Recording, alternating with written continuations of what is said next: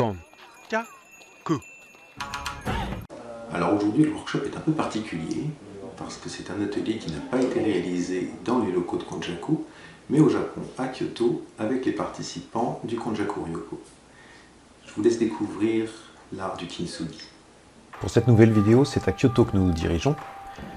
Alors Kyoto, vous connaissez certainement déjà cette ville, elle est extrêmement célèbre. C'est en fait la deuxième capitale du Japon, avant que ce soit Tokyo qui prenne sa place. Donc pendant tout le Moyen-Âge, en fait, c'était là que les choses se passaient et que donc l'artisanat s'est beaucoup développé, ainsi que certains arts très connus, et le zen également. C'est la raison pour laquelle on trouve dans cette région des milliers de temples. Le plus connu est peut-être le pavillon d'or, même si avec l'afflux touristique, ce n'est pas nécessairement la destination que je vous conseillerais en premier. Le pavillon d'argent est bien plus intéressant de ce point de vue-là. Le quartier de Gion, avec les fameuses geishas, est aussi très joli à voir, surtout la nuit. Et si un autre endroit que je vous conseillerais également, c'est bien le Daitokuji, qui est le siège de la secte Rinzai, une des deux plus grandes sectes zen du Japon, qui est peu visitée par les touristes, mais très intéressante malgré tout. Mais aujourd'hui, c'est à l'ouest de Kyoto que nous nous dirigeons, à Arashiyama, très connu pour sa fameuse forêt de bambou. Néanmoins, si vous avez l'occasion d'y aller, je vous recommanderais de passer un petit peu plus de temps dans cette région pour aller aux alentours de la forêt de bambou. Il y a deux temples en particulier que j'aime beaucoup, c'est le Tenryuji et le Rogonnin, qui sont peu visités, donc vous avez une certaine sérénité et des très beaux jardins. Plus proche de la forêt de bambou, vous avez également le sanctuaire Shinto Mikanri Jinja, qui a vraiment son charme, isolé comme ça dans la forêt, ça vaut le coup. Mais pour le groupe Konjaku Ryoko, aller à Arashiyama, ça voulait dire participer à un atelier de kintsugi. Alors le kintsugi, si vous ne le savez pas, c'est l'art de réparer les objets. C'est quelque chose qui a été créé au Japon aux alentours du XVe siècle.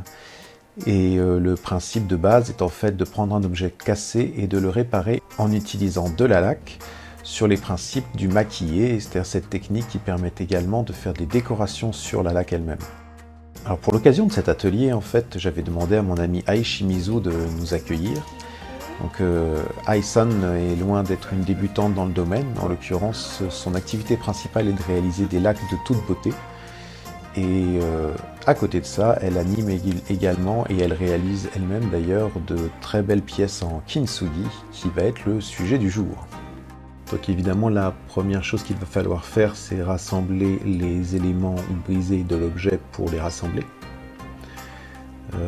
C'est un petit peu un jeu de puzzle en fait, où là l'idée c'est d'arriver à voir comment les associer, comment les assembler. Il se peut parfois qu'on ait des trous et qu'il va falloir les combler, ça aussi on sait faire.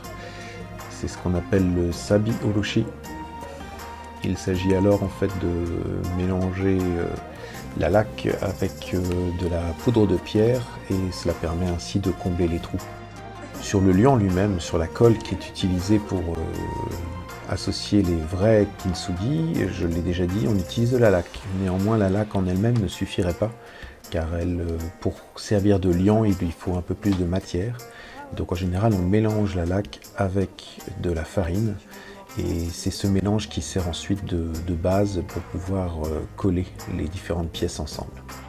Parfois, ce ne sera pas le cas ici dans cet atelier, mais parfois dans la réalisation d'un objet en kintsugi, il peut nous manquer un morceau ou on peut délibérément faire le choix d'enlever un morceau et à sa place de mettre un morceau d'une autre pièce qui va donc apporter une touche un petit peu patchwork à l'objet final.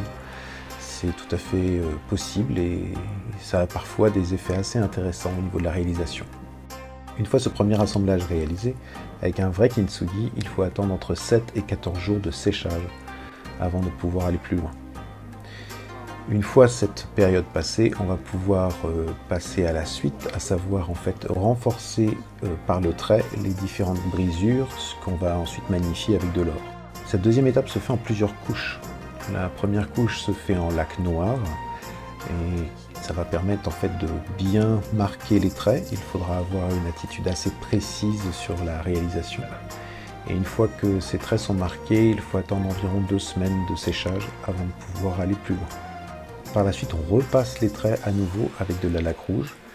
Et celle-ci par contre, on va juste la laisser sécher pendant 1 heure avant d'y apposer de la poudre d'or avec un pinceau fin, afin de marquer les différents traits et de les faire ressortir grâce à l'or qui va s'y attacher. On retrouve là tout à fait l'esprit du maki-e, l'art de la décoration d'objets laqués qui se fait également avec de la laque et des pigments ou de l'or ou de la poudre d'argent également, sur le même concept. Évidemment, pour un atelier de 3 heures, on ne pouvait pas utiliser de la vraie laque vu les durées demandées. Aesan a donc utilisé quelques petites astuces pour nous permettre de réaliser nos objets dans le temps imparti, mais au final, le résultat est très intéressant tout de même.